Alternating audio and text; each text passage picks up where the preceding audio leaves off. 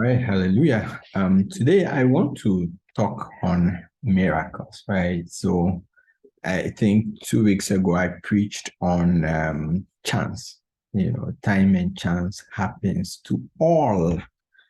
Yeah, and I think 90% or more, 95% of many of the things that today's Christians attribute to the occurrence of the miraculous are actually attributable to chance. It's chance. It's not any miracle that has happened.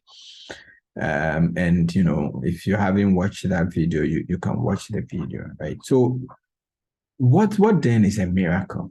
What would we, consider to be a miracle? See? All right. So a miracle, I mean, the way that we all, use the word, is basically a supernatural interference, right? In nature. So when the supernatural interferes, right? When there is an effect in nature which we can attribute to the supernatural, then we say that a miracle has happened, right? So it's an interference in nature by the supernatural, okay, or by God. All right. Now, here's my belief, right? God does not interfere with nature to solve our problems. God interferes with nature so we can see him. You see, because the highest good of humanity is to see God, to know God, to follow God, to be like God. You see, in our relationship with God, in our likeness with God, in our following of God, in our discipleship with God,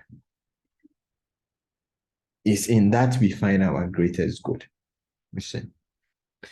So when God interferes with nature, he does so for the purpose of us seeing him.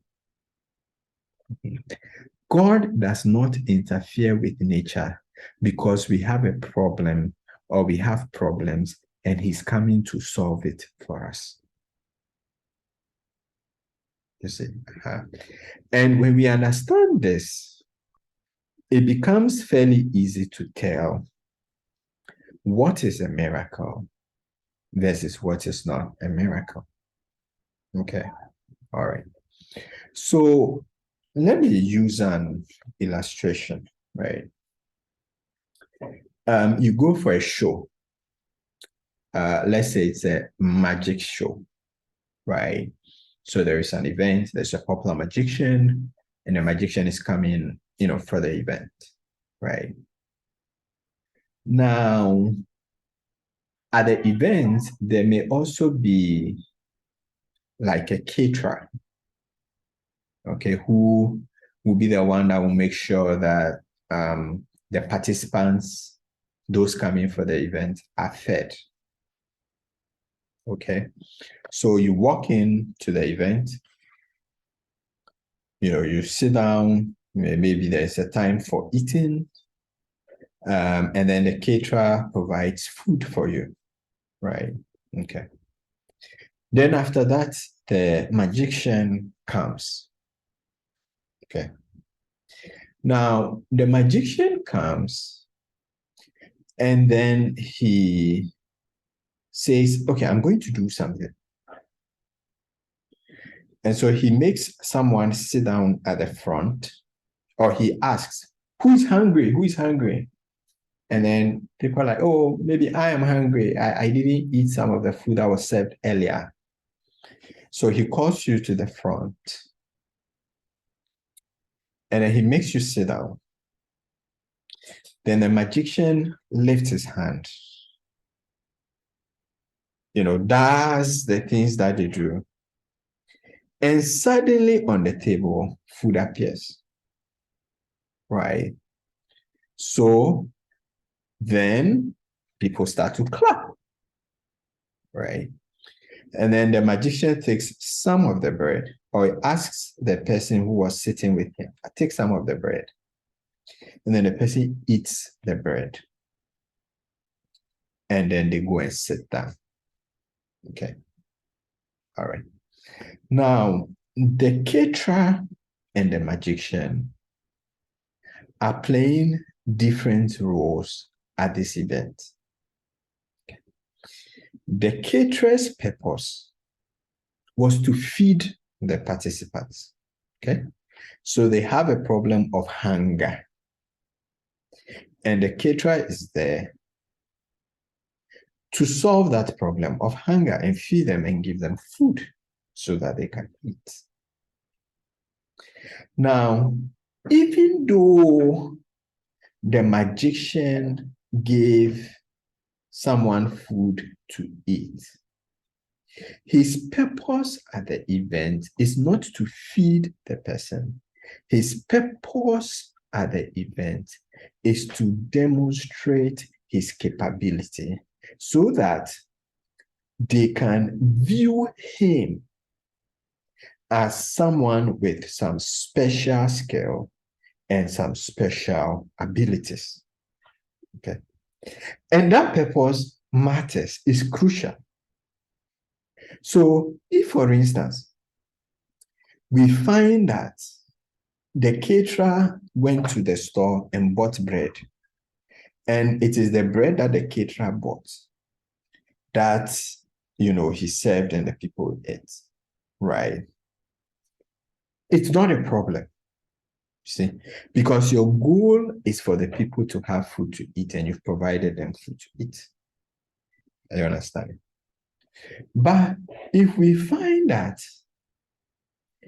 the magician actually, let's say maybe when you watch the tape carefully, when the magician lifted his hand, someone walked quickly and then put the bread down. Okay. If we were to see such a thing, we'd be like, no. What is this nonsense? Do you understand? It won't be a show.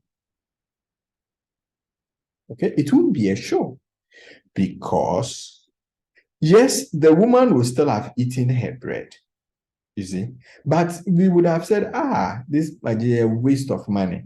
I even saw the woman who came to put the food there, right?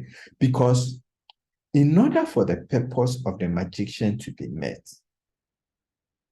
the thing has to be unaccountable for through natural means. If you say, I'm coming to do magic, I'm going to make bread appear, then you go to the table, take a loaf of bread, then come and put it in front of them and say you've done magic. They will stone you. You see, why? Because you are not coming there to provide bread primarily. You are coming there to show off, as it were, so that they can see you as something. I hope you understand what I'm saying. So in the same way, a miracle is a show of God. And God does not come to interfere because we have problems and he wants to solve it for us. No. God comes to interfere because he wants to show off so that we may see him, because our highest good is in seeing him. Understanding the purpose of miracles is crucial in determining whether something is a miracle or not.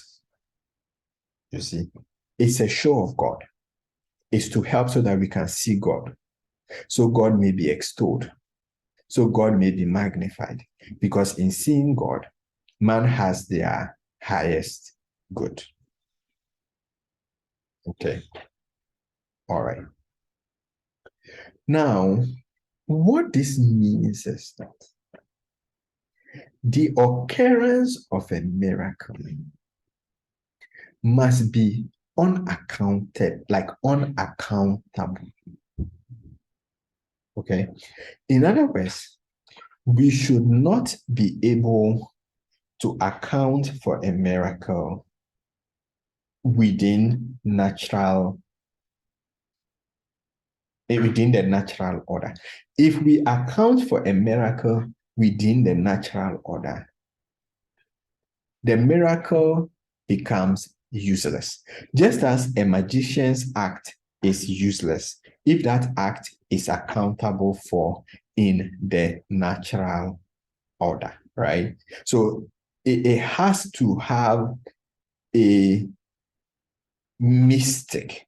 It has to be something which is impossible naturally. Because if the thing can be accounted for in the natural course, it can be accounted for in the natural order, it can be accounted for in the normal course of things, then it's a terrible show. And it does not serve its purpose as a miracle. In other words, God has performed a failed miracle, just like a magician has performed a failed show. So a miracle must be of something that it has to be impossible. It has to be impossible. It has to be impossible. That is why if you apply for a job and you are selected for the job, you are one out of 1,000 people that was selected from the job. It does not constitute a miracle, because you getting the job can be accounted for in the natural order of things. We don't need to make a call to the supernatural. We don't have to invoke the supernatural in order to account for the event that has happened, because you applied for a job and you got a job. It happens. You see, the lady who said that she was chosen at the Stonebwoy concert, so God has done a miracle for her. We don't need to invoke God in order to account for Stonebwoy calling you at a concert. You see, the fact that an event is unlikely does not mean that it requires the invocation of God in order to account for the event.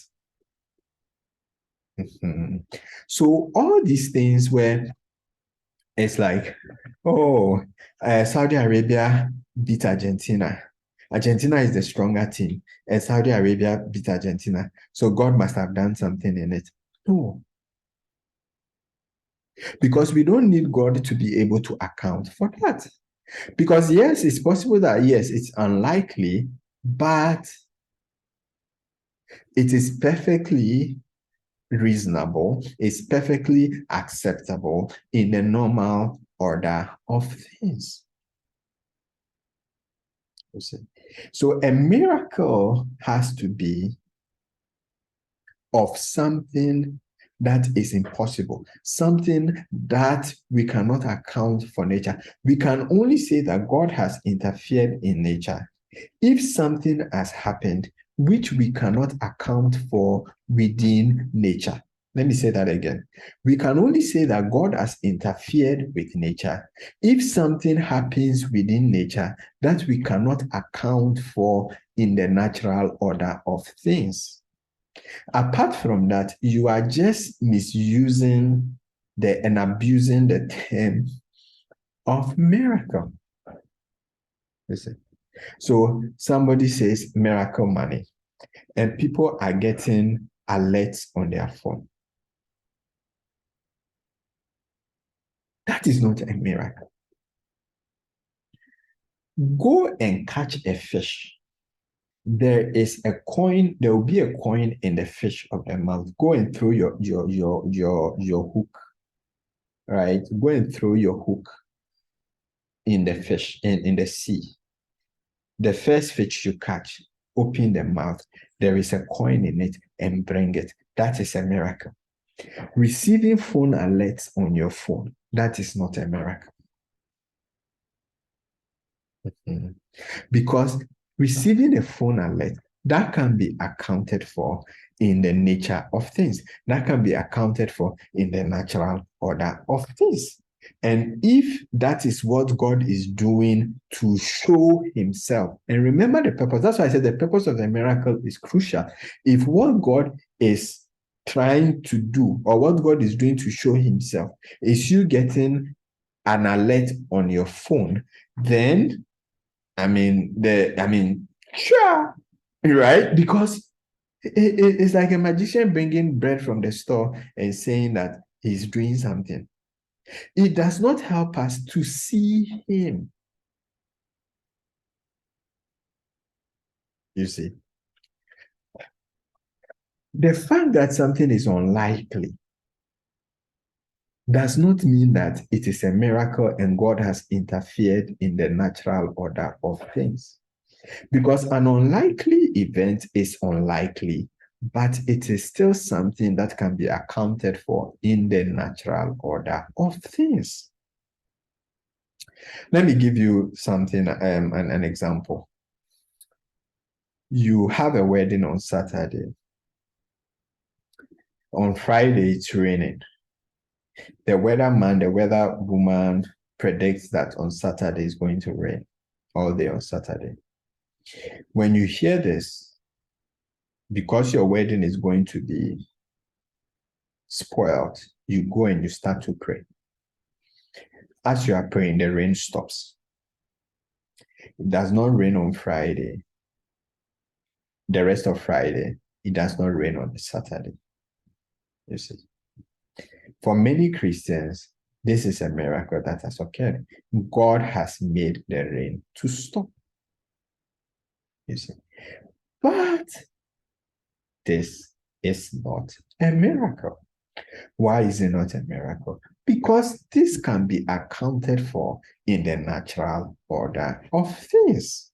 It happens that it starts to rain and rain stops.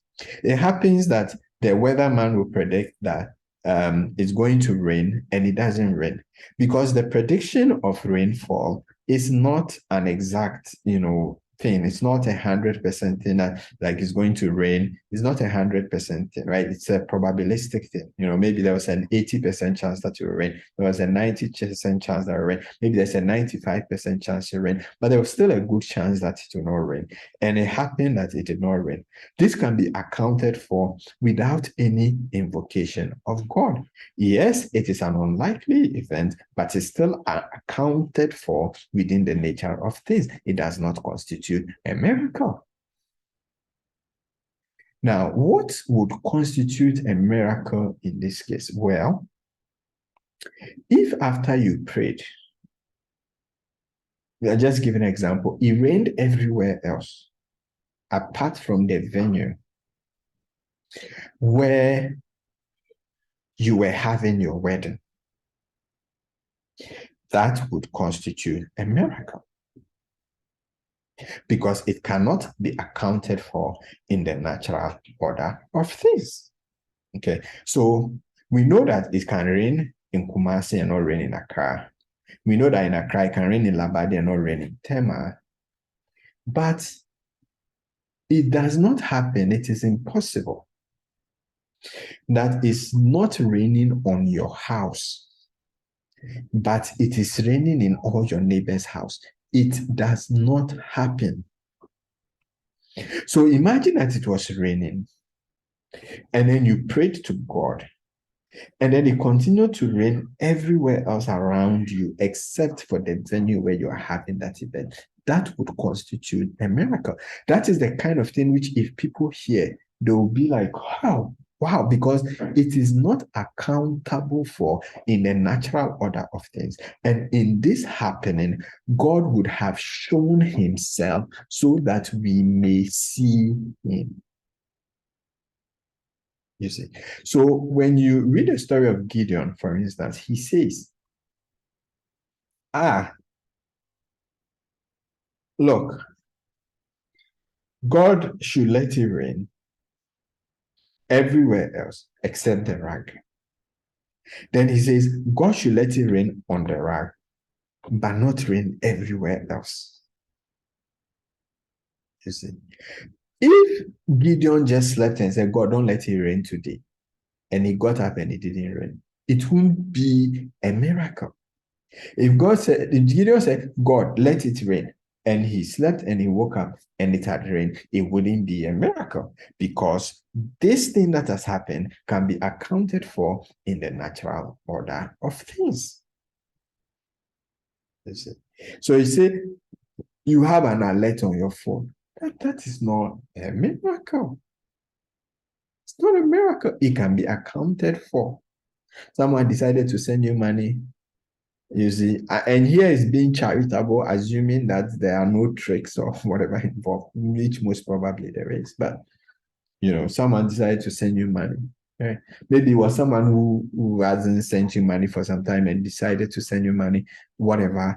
It is accountable in the natural order of things. It does not show God and it does not help God us to see God. You see, so that is one of the ways that you can think about miracles versus non-miracles. So an unlikely thing happening does not itself constitute an indication or proof of miracle. The question is, can this be accounted for in the natural order of things? See? That is why even Elijah, when he called the Baal, right, he says, call fire, let fire come down. Even at point, say, pour water, pour water, pour water, pour water, because he knows that it is a show. It's a show off by God. The key thing is so that people can see God in operation. But you cannot see God in operation if the thing that is happening is accounted for in the natural order of things, even if it is something that is unlikely. So that job that you got, it's not God interfering to do any miracle. It's something that can happen and it happens. You see, when you did this and you got a visa, it's not a miracle.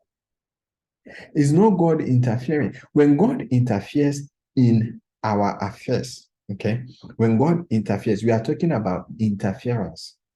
When God interferes in our affairs, he does it in a way to show himself off, you see. Because the key thing is that God doesn't interfere because you have a problem and he wants to solve your problem. He does not interfere for that sake. Listen to me. God does not interfere for that sake. He does not interfere for that sake. And that is why relying on God to solve our problems is a very, I don't want to use certain words, so it's not a good idea. It's not a good idea because God does not interfere in the affairs of men because he wants to solve our problems for us.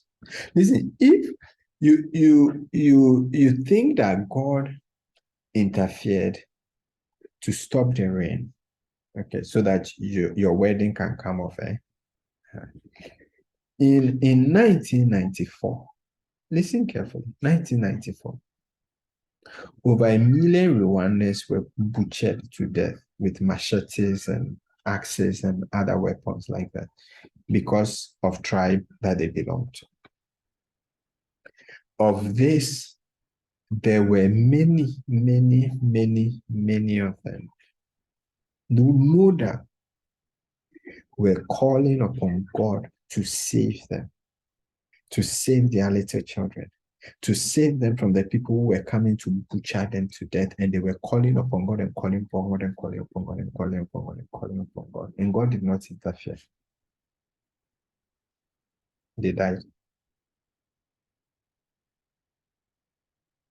6 million Jews over were taken to gas chambers and various places where they were systematically killed. No doubt, calling upon God. Rain, places have been flooded, which have taken the lives of people and killed people and destroyed their livelihoods. And among these people, no doubt, are children of God who call upon God and say, God, save us, save us, save us, save us. And God is not interfering. So you suppose that in all these times when people are calling upon God, when there are plagues and people are dying and there are troubles and armed robbers break into people's houses and they're going to rape and kill them. And I'm talking about Christians involved. If you are the type you think maybe let's just narrow it down and talk about Christians. And people are calling upon God and saying Jesus and Jesus and Jesus save us, Jesus save us. And people sit in a car and the car starts to somersault and people say Jesus, Jesus, Jesus, Jesus. And they call upon him to save them, and yet they are not saved and they died. And in all these, God does not interfere. But you see, you want to believe that in order for you to have your nice wedding on Saturday, as for that one, God came and he came to interfere in it so that you can have your wedding. That God came to interfere so that you can have the job. God came to interfere so that Stonebwoy can choose you. God interfered so that you can get a visa to travel abroad. God interfered so that you will be picked for the contract. God interfered so that this and this and this and this and this and this and this, even though he wouldn't interfere.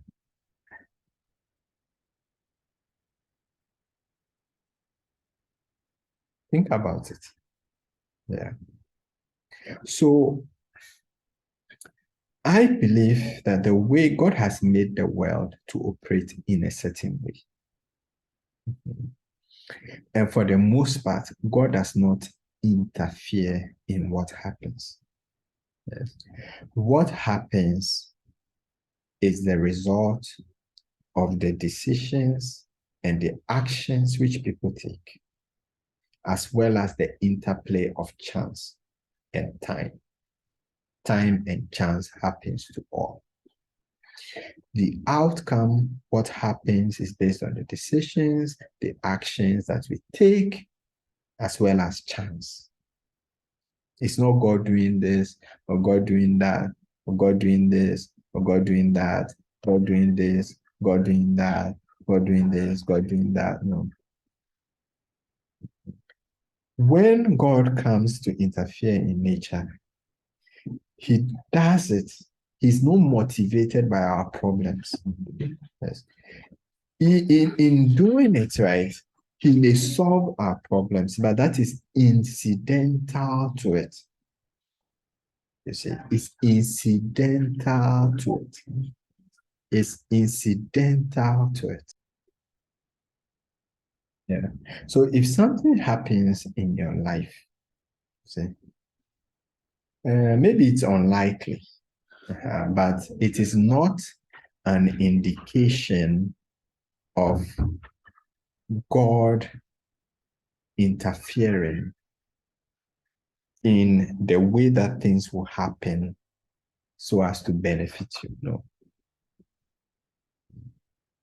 It's the decisions, the actions, and chance.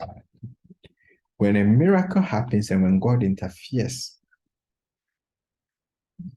he does it to help us see him, which means that he will do something which is impossible. He will do something which, if we look at, we cannot deny that there was a supernatural intervention. So that is when a miracle has occurred. And if you see it this way, you will realize that God's interference in the order of things and how God is a very, very, very, very, very rare indeed. Thing indeed, yeah. Most of the things that people give God has done, God has nothing. God is not doing anything. It's human beings that are doing things, are making decisions and taking actions, and sometimes chance that is leading to these things. Mhm. God's interference in nature is rare. Yeah, and he does it to show himself off, which means that he does what is impossible. What is impossible. He does something which we cannot account for any other way. It's something that cannot be accounted for within the natural order of things. Amen.